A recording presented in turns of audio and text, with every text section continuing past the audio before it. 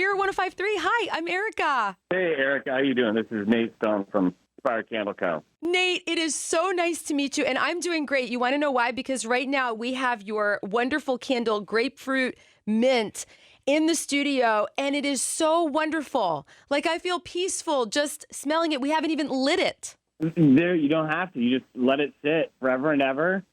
It's the most affordable candle on the market. You just can let it hang out.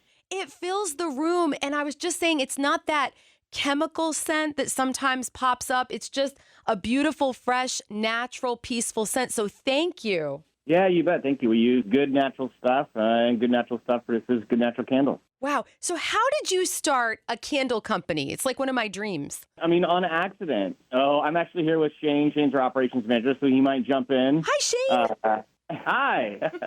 My wife and I opened a event space in Ballard in 2018, and we donate all profit to charity. We wanted to create a business that helps people in real, tangible ways. Early on in our kind of journey, we started working with young men with periods of incarceration, and they would come in and prep the event space before and after, and they would just, kind of do odds and ends tasks. But we developed really close relationships with these young men that we had the privilege of working with. And then in 2020, COVID hit, and we all of a sudden had no work for the guys because we had no events. And so we had guys coming in that were looking at us for jobs, but we had no jobs for them to do, really. And so we had to figure out something else to do. And so we looked around. We have a bunch of candles in our space. And so we were like, well, I guess we make candles now. So we started making candles in mid-2020 and have just kind of continued to invest more and more into that part of the business. We still have the event space as well. And so now we do both. We run both the event space, that's called Cathedral, and then the candle company, Spir Candle. They both operate out of the same space in Ballard, and they both employ and serve the same community, which is, again, young men, juveniles with periods of incarceration. What a cool story. And I want to ask you about those men, because not everybody would say, hey, I want to work with people who used to be in jail. Let's put the cards on the table. It's not that they're not trustworthy. It's not that they can't begin again and have grace. But, I mean, that takes a big heart to see someone that way. So what made you decide to do that? Yeah, I mean, a relationship always is the most impactful thing. And so, when we started meeting guys early on, it was really clear that these were young men who've had challenging pathways. When people have better opportunities to make better choices. For us, you meet people, and when you get up close to people, people are a lot easier to love when that happens. And so, my background, I don't have a ton of context in this call, but my background is I used to be a pastor. I grew up listening to Spir 105.3. If you go to my mom's house, it'll still be playing. Wow. In the background on the radio. That's what I used to do, and I loved a lot of what that role looked like. I loved wearing that hat. But what I found in my mid-30s is that I really wanted to do something that tangibly helped people in real and impactful ways beyond the spiritual. And so we started this because of that. And so my background being a pastor has led me to what I do now, which is, move towards people who deserve and can thrive when given better opportunities and being cared for and loved in real ways. And so I guess if I could give you a more succinct answer, I'm just trying to follow Jesus, and for me, that's what this looks like. This is how he loved people when he was on the earth. He went and hung out with the people nobody else wanted to be with, and their lives changed forever. So I'm just truly inspired, sorry for the pun, but I am, by the work that you guys are doing. And I'm wondering, how is candle making changing these guys' lives? Like, what are you two seeing? I think candles are just the excuse. We're way in belonging than we are in making candles. Pastor Greg Boyle from Homeboy Industries has a quote. He says, jobs are good, but healing is forever. Wow. And we're interested in the long work of healing and companionship and belonging. And so we don't do it perfectly. We're a community here, and there's times when I drop the ball, and there's times when other guys drop the ball, but we're way more interested in creating community around the idea of jobs. Workplaces throw around the word family a lot, Yep. And I think sometimes in maybe not the most appropriate ways, but I think what we are trying to at least aspire to, and it's not a pun. It means to breathe in Latin. It's the root word for all those words: inspire, aspire, conspire, etc. Wow. But I think we're more interested in aspiring to create environments that feel like family, where you don't always get along and you butt heads. You're more interested in each other's character than you are each other's comfort. You can't have community without conflict. And so the candle is just the thing that we organize around. But, if you come in here on a weekday, we're pouring candles, we're laughing, we're arguing, we're debating, we're giving each other haircuts, we're talking about clothes and basketball and life. And our environment looks a lot more like community than it looks like a 9-to-5 job. It looks like a thriving community. Yeah, exactly. And it's more of we're creating a space. We're creating a safe space for the guys to feel like they can be themselves, and be able to come to a space like that is very helpful, especially in reentry, because we work with guys that are currently incarcerated, and we also work with guys in reentry that get out and still want to work with us. So it's definitely Candles is what helps us to support the guys in the best ways we can. It's not like the thing. It's just what supports the thing. Yes. What happens when you believe in somebody, when you give them a second chance? What does that look like on the other side? I think I would give you two answers. It's messy.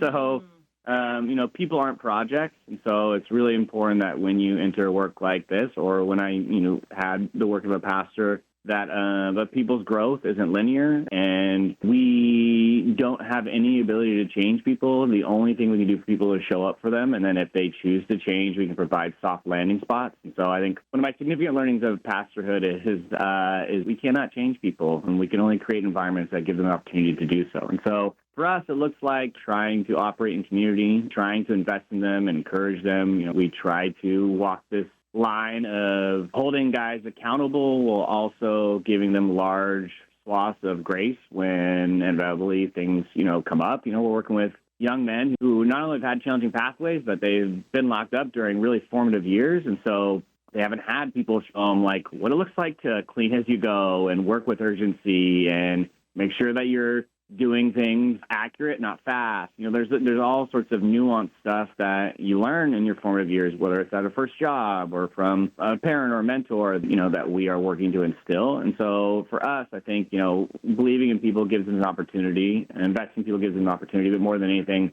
we just try to really show up. I think that applies in more areas than just this, but we can't change people. And honestly, our ability to change people is even infrastructure is really challenging. What we can do is continue to show up. And when you show up for people, over time, they begin to trust that not just you, but there are other people out there that also are willing to show up for them.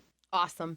I love the name Spire. You mentioned the Latin meaning moments ago. Why did you choose that? Well, first of all, we got a cease and desist.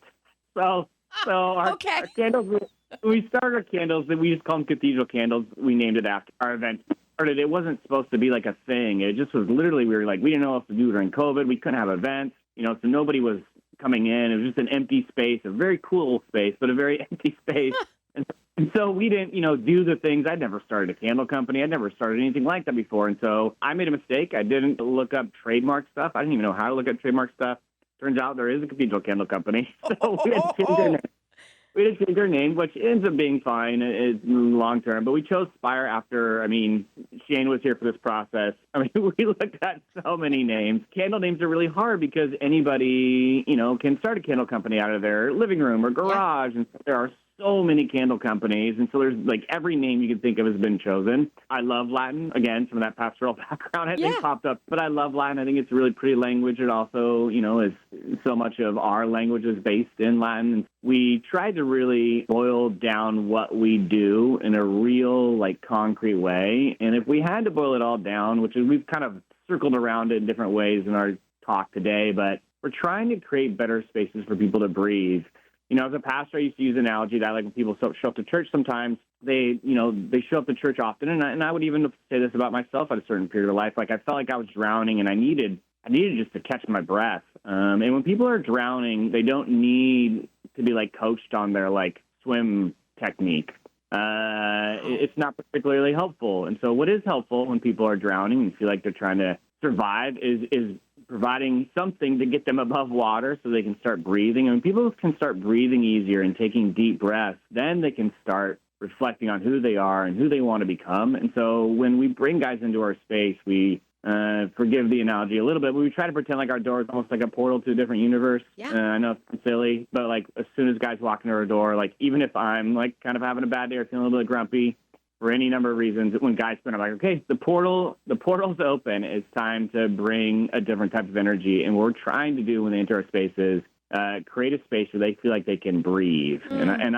When you create spaces for people where they feel like they can breathe and take that big inhale and exhale, then everything else kind of starts to take care of itself. And so that's where the root word comes from. And then it just so happens that a lot of the words that we really like and we really use to define our values correspond with that. Words like inspire, words like aspire, all those relate really directly to the things that we really care about. Amazing. What is it like pouring candles? I mean, I just think this job is magical. I'd say it's very soothing. There's a lot of like processes and like making a good candle. There's a lot of calculations and different stuff that you need to put together. And also, like, one of the things that takes the longest is the mixing process. And just kind of, you have to, like, mix for, like, 2 minutes and kind of, like, mix slowly. You don't want to take it, you don't want to go too crazy and go, like, super fast. You know, you want to make sure everything's mixing in pretty well. So I'd say that's one of the most kind of meditative, soothing kind of parts of making a candle, when you're able to, like, just sit there and kind of reflect and, like, think or, you know, to just be one with the candle. I love it. That sounds so delightful right now. Well, before I let you guys go, Nate, I have to ask you, what did listening to Spirit 105.3 growing up mean for you? Yeah, I think especially as a kid, you know, songs just matter, and so I'm gonna half answer your question, but I'm gonna try to land the plane here. You know, I remember listening to music and then like resonating with really simple Christian music.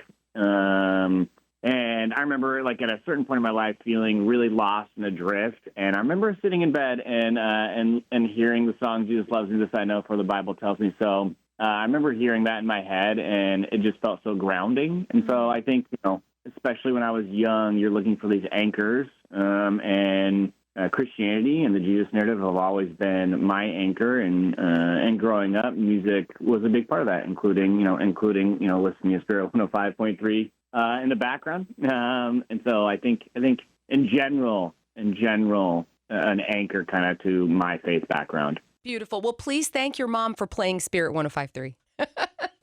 I will. She'll be very happy. I haven't told her about this call. She'll be very happy, or maybe she always listens to it. So maybe it'll surprise her, and she'll just. I love that. Well, Nate and Shane from Spir Candles, you are truly inspiring, and you've got a new customer in me. God bless you too and the work you're doing. Appreciate that, Erica. Thanks for your time. Take care. Thank you.